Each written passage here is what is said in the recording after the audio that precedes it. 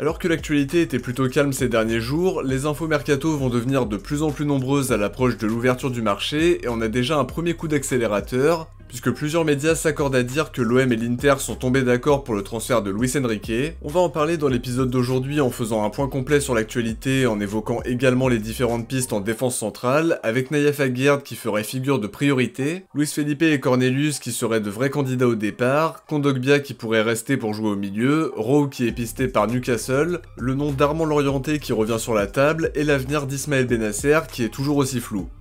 Avant de commencer, petite question pour vous, quel est votre avis sur la piste qui mène à Nayef Aguerd? Est-ce que l'OM doit absolument foncer, ou à l'inverse, est-ce que vous avez d'autres idées pour se renforcer derrière? J'attends vos avis en commentaire. On commence cette vidéo avec deux infos hors mercato intéressantes. Tout d'abord, Droit au but TV affirme que le contrat avec Puma va désormais avoisiner les 30 millions d'euros annuels grâce au bonus négocié par rapport à la qualif en LDC et à la vente de maillots en général, ce qui en ferait le 12e contrat mondial. C'est vraiment un très bon indicateur pour la suite du projet. Alors puisqu'on parle de Puma, j'imagine que vous avez vu passer la révélation du nouveau maillot domicile au moment du concert de Jul au Vélodrome. Une vraie bonne idée sur le plan marketing et un maillot que je trouve plutôt sympa avec le col bleu et les sponsors qui sont parfaitement assortis. Pour l'instant ça n'a pas été officialisé par le club, mais donnez-moi vos avis en commentaire sur ce potentiel nouveau maillot de la saison 2025-2026. Pour clore ce chapitre des infos hors mercato, on a aussi la confirmation qu'on jouera bien le trophée des champions face à Paris, et visiblement ça n'aura toujours pas lieu pendant la pré-saison selon l'équipe. On imagine que ça devrait se jouer au début du mois de janvier comme les deux dernières éditions qui s'étaient déroulées à Paris et à Doha. Ceci étant dit, on passe aux infos mercato en commençant par deux jeunes joueurs qui ont été mis à l'essai si on en croit les infos de BellOM qui est bien informé sur le centre de formation puisque c'était lui qui avait sorti les infos sur les départs de Sternal et de Niakossi. Il nous apprend notamment que Mohamed Baradji a été mis à l'essai et qu'il a même marqué en match amical face à Anderlecht. C'est un défenseur central de 17 ans qui n'a pas été conservé par le PSG et qui pourrait donc rebondir à Marseille si son essai s'avère concluant. L'OM compte visiblement profiter des fins de contrat chez les jeunes puisque Wassim Moussaoui a lui aussi été mis à l'essai toujours d'après BellOM. Le milieu offensif de 17 ans va quitter Monaco à la fin de son contrat le mois prochain. On verra d'ailleurs sans doute pas mal d'infos sur la post-formation dans les prochaines semaines puisque les dirigeants comptent renforcer les U19 pour la Youth League et également l'équipe réserve.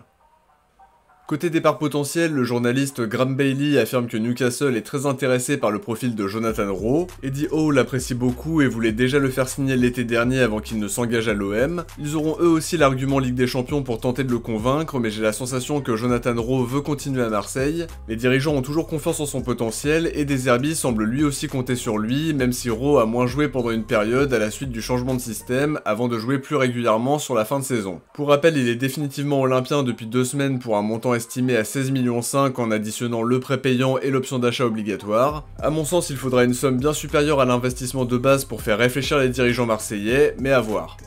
En revanche, le départ d'Amar Dedic semble se préciser selon Luca Bendoni qui confirme qu'il serait sur le point de partir 6 mois après son arrivée. Dans sa conférence de presse de fin de saison, Longoria expliquait qu'aucune décision n'avait encore été prise et qu'il fallait en discuter avec Benassia et De Zerbi. Ça a sans doute été l'objet d'une discussion lors du déplacement à Boston pour s'entretenir avec McCourt, et quand on voit le temps de jeu très réduit de Dedic depuis son arrivée, ça semble plutôt logique tout en sachant que comme Salzbourg avait épuisé le quota de prêts autorisés, il a fallu passer par une formule atypique, c'est-à-dire un transfert d'1 million d'euros qui correspond plus ou moins au prêt payant, et 10 millions de bonus qui correspond à l'option d'achat qui aurait dû être incluse, avec aussi une clause de rachat qui restait active tant que Dedic n'avait pas joué plus de 50% des minutes sur les 6 derniers mois, et c'est le cas, donc visiblement ce sera retour à l'envoyeur pour Dedic qui n'a pas vraiment eu l'occasion de montrer l'étendue de son talent.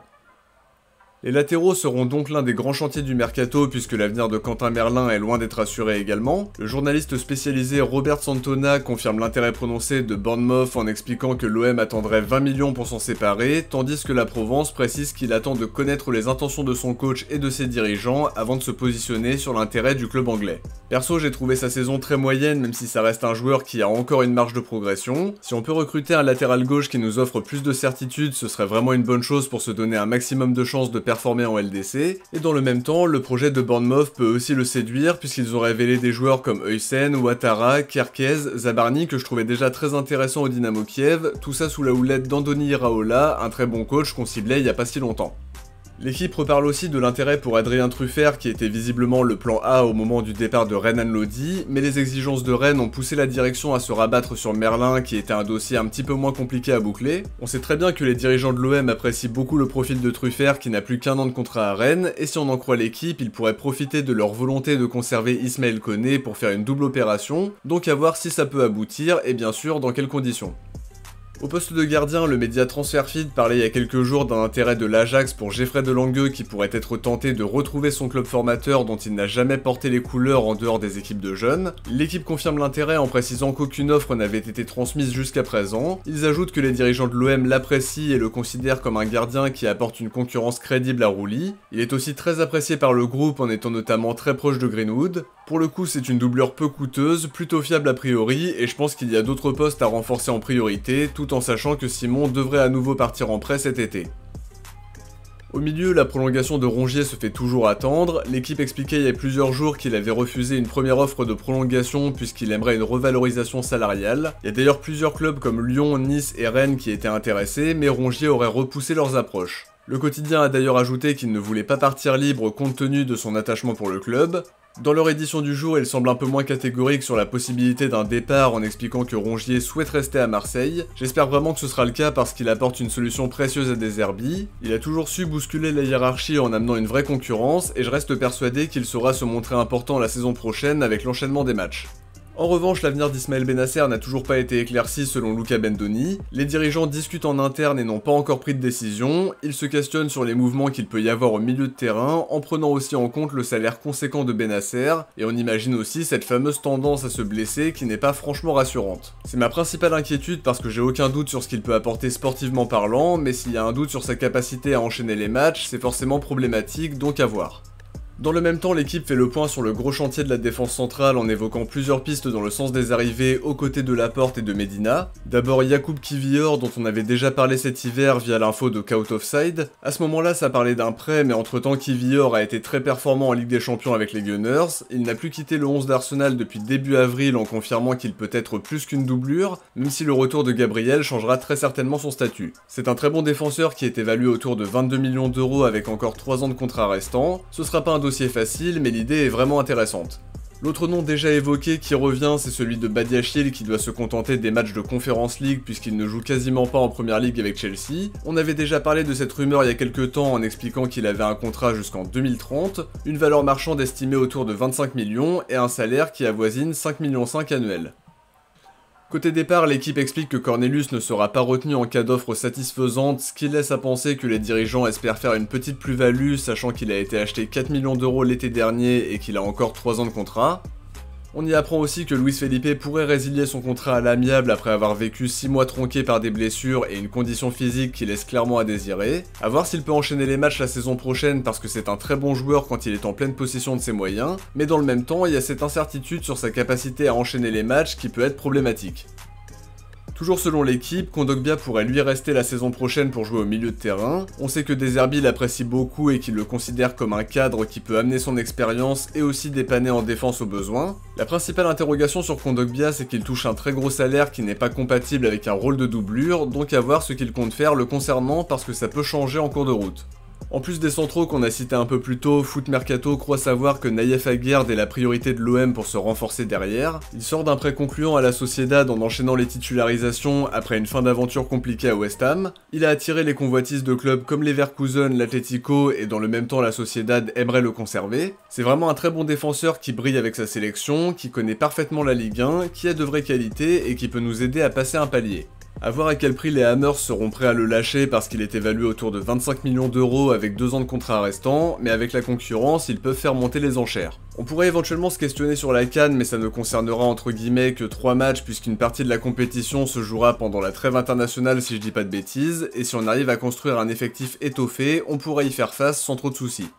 Offensivement, Antonio Parotto explique que l'intérêt pour Armand Lorienté est toujours d'actualité. Il sort d'une saison à 19 buts et 6 passes D avec Sassuolo en série B. Seulement, il demanderait quand même 20 millions pour le laisser partir à 2 ans de la fin de son contrat, ce qui reste quand même assez élevé puisqu'il n'est pas assuré d'être titulaire non plus. Son profil polyvalent est quand même intéressant parce qu'il peut jouer ailier gauche comme ailier droit. Il est capable de marquer des 2 pieds, bon tireur de coups de pied arrêtés, donc il y a des qualités qui correspondent à ce qu'on recherche, mais reste à savoir si l'OM ira plus loin dans le dossier.